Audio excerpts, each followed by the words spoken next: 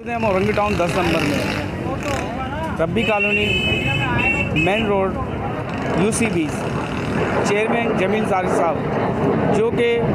2 महीने से यहाँ पर इलाके में ऐसी कोई एक्टिविटी करते हुए नज़र नहीं आ रहे हैं, जहाँ पर मौजूदा हाल के अंदर आप देख सकते हैं गंदा पानी और पिछले 2 महीने से लोग यहाँ से गुज़र रहे हैं, अपने अपने घरों से निकलने में उनको इतनी परेशानी है और यहाँ पर कारोबार भी लोगों का महसूर होकर रह गया है इस कीचड़ की वजह से। ये है गटर की सीवेज की लाइन। आइए नाज़रीन, हम मिलवाते हैं आपको उस आवाम से जो परेशान है सर।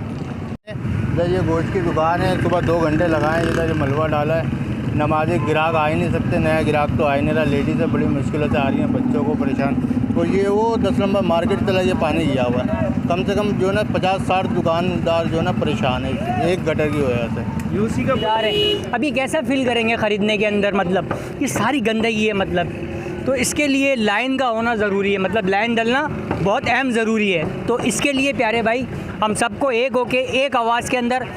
न्यूज़ को बताना पड़ेगा, मीडिया को बताना पड़ेगा, मीडिया हमारी जाके बात करेगी और इस